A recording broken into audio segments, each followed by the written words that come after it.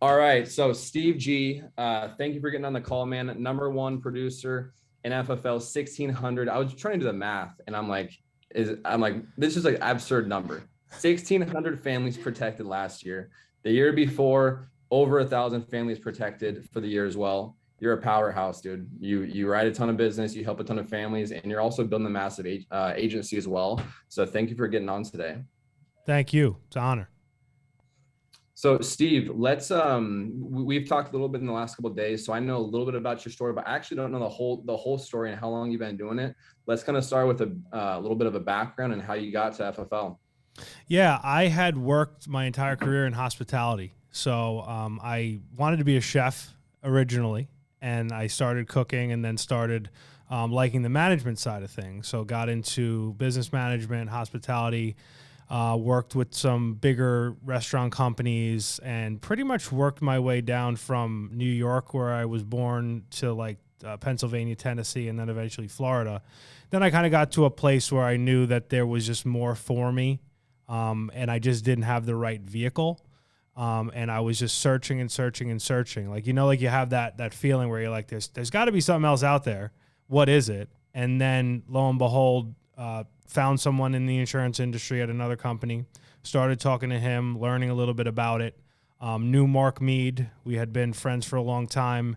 And this was obviously early on at FFL, and he kind of introduced me to the opportunity with Family First Life.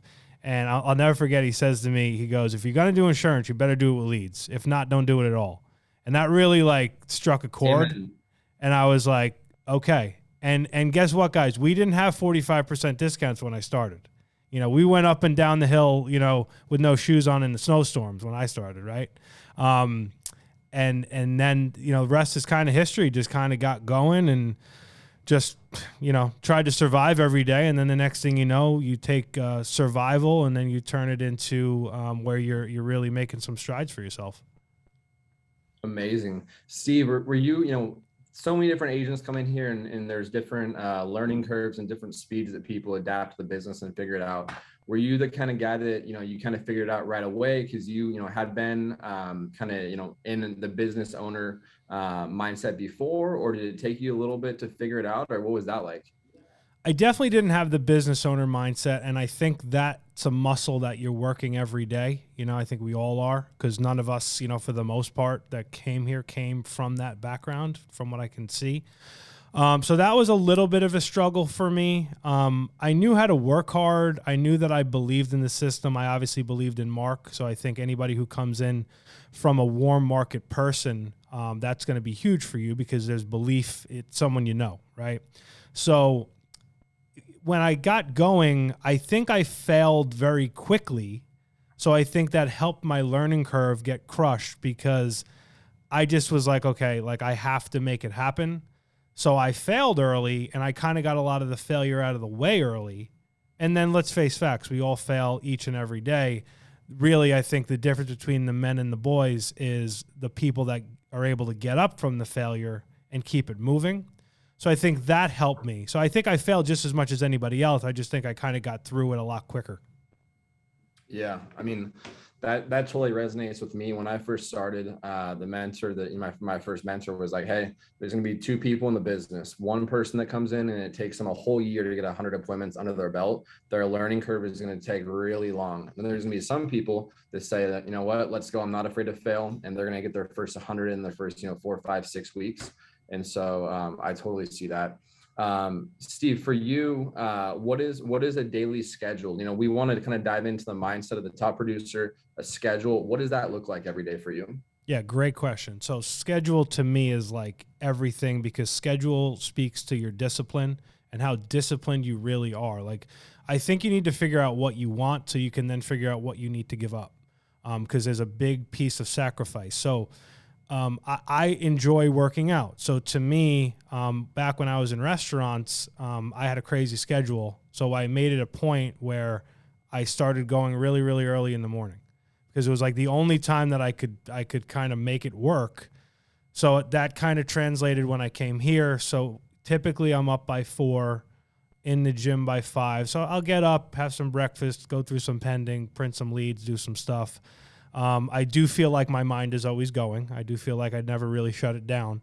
And I kind of get that stuff going, get in the gym, feel like I kind of get my mind clear there.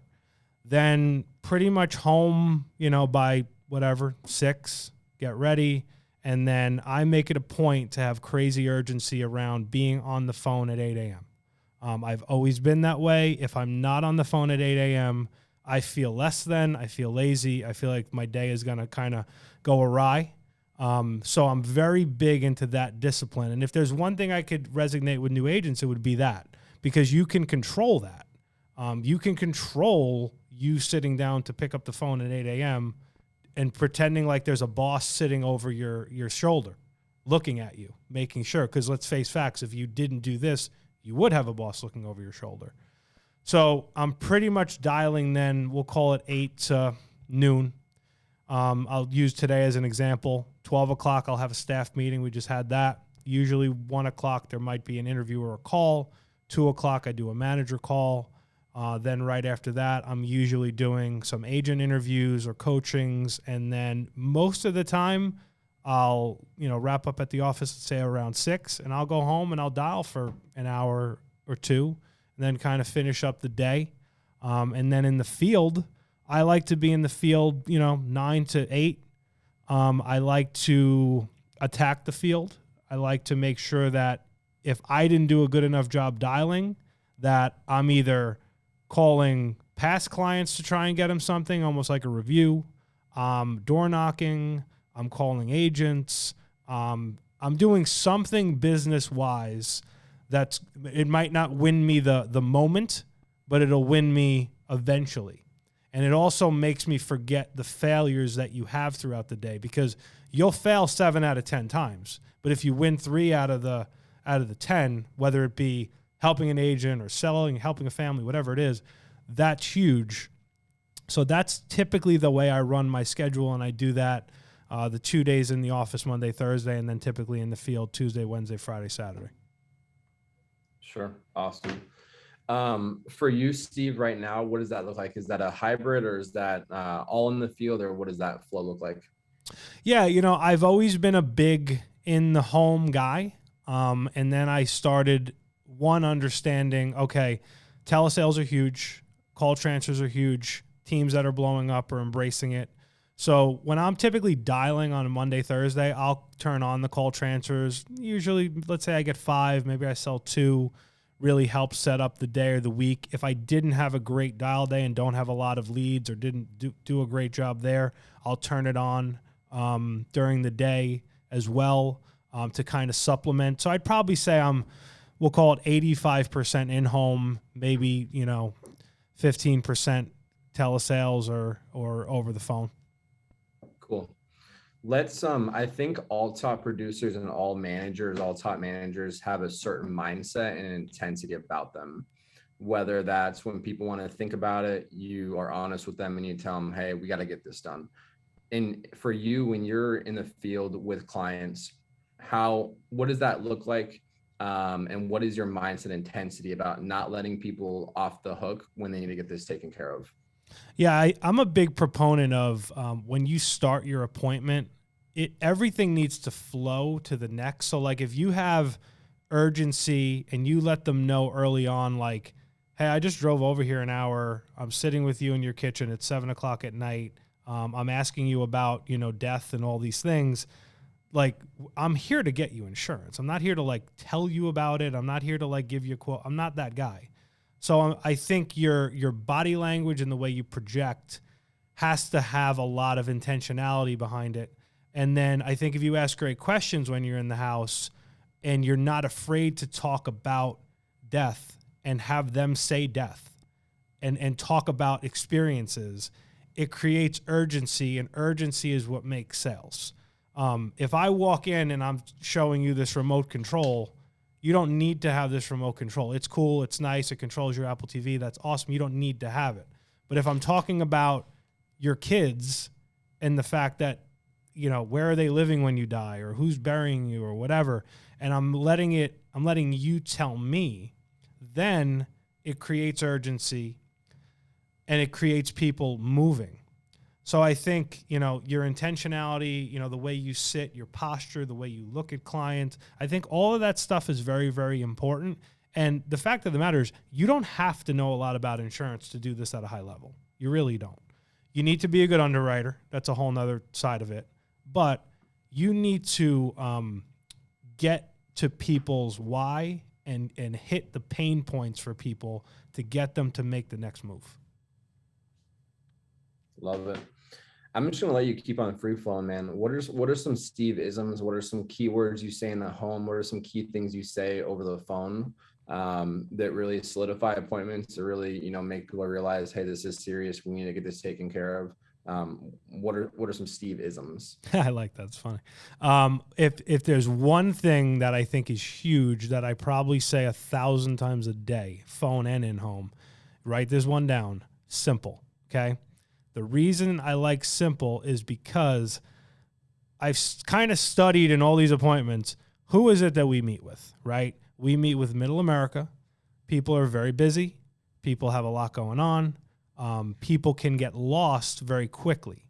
So if I don't keep it simple and communicate that this will be a simple process, I'm coming out, it's a simple 15 minutes.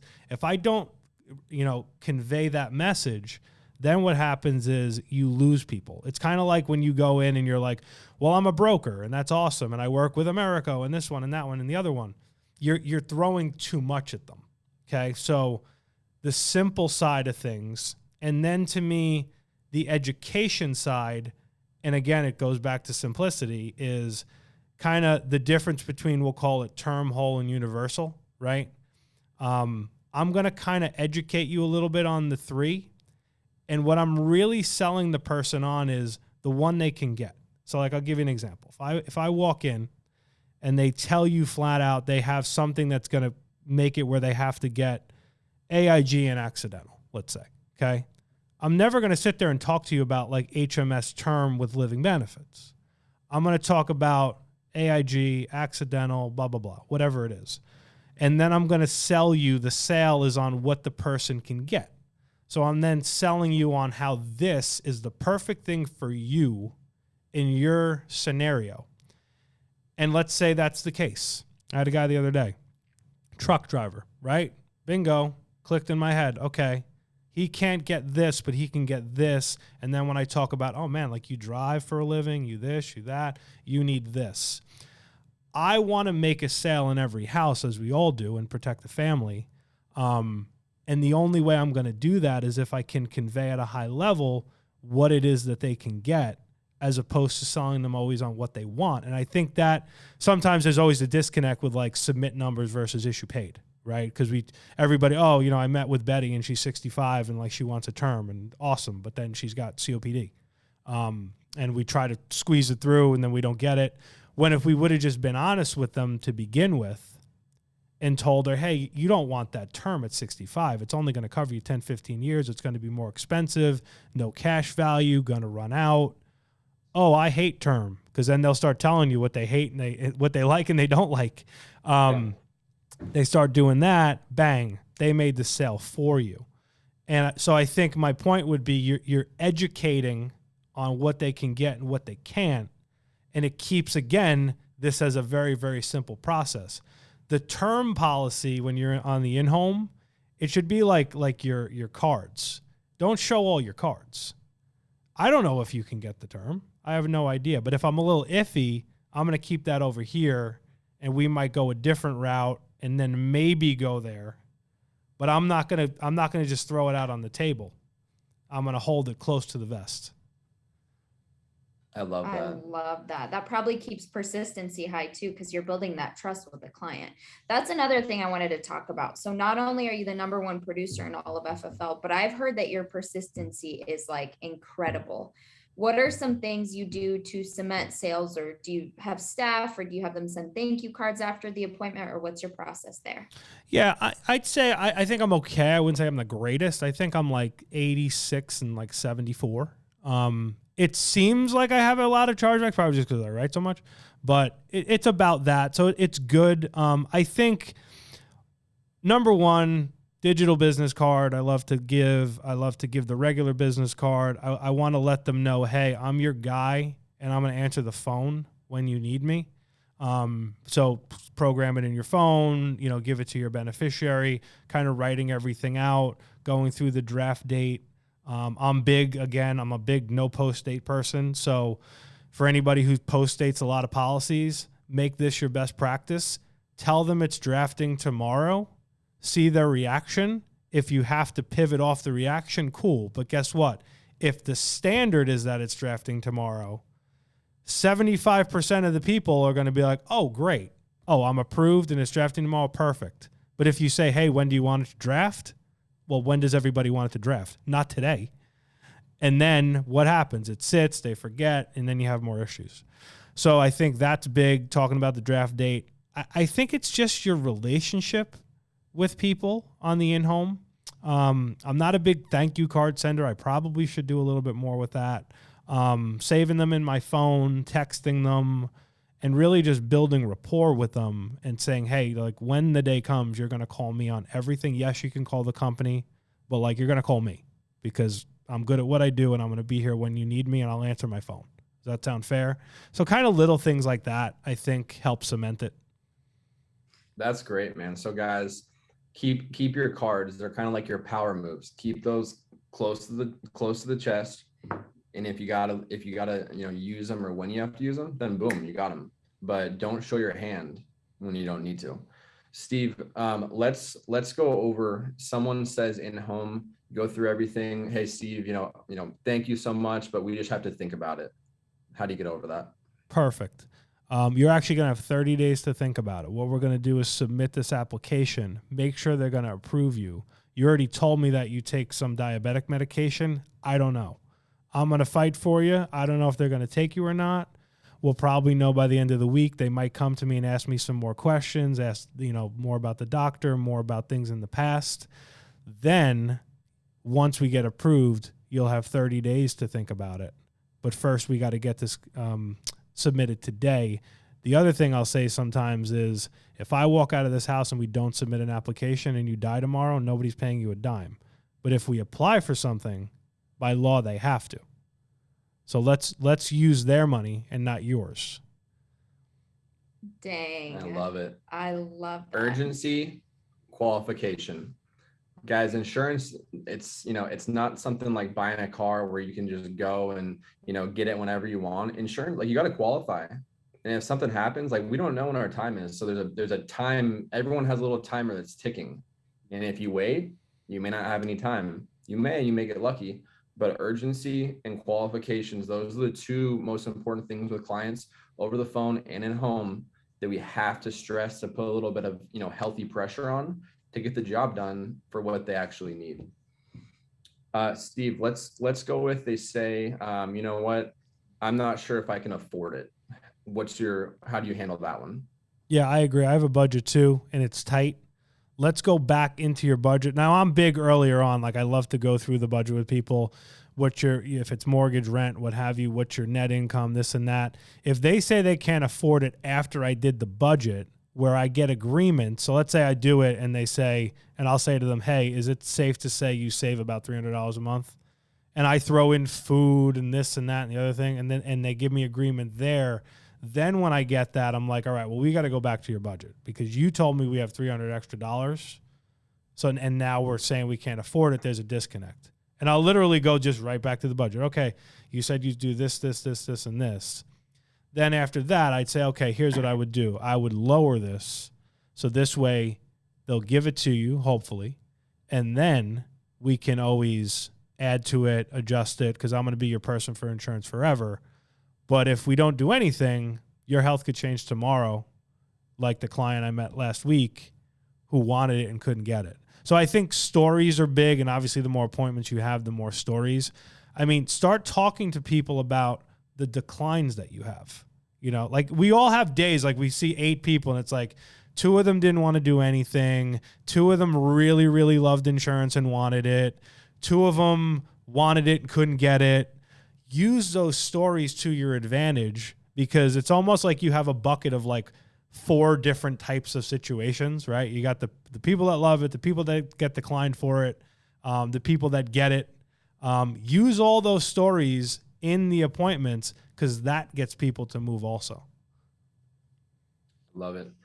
Steve, let's go with if you were to go back when you first started your career to where you're at now, anyone who's produced it, not your level, but somewhat, a fraction of your level, knows all the work behind, all the door knocks, all the rejection, all the dials, all this stuff. Like, it's easy to see people's success, but it's hard to realize all the stuff in between that made you get there.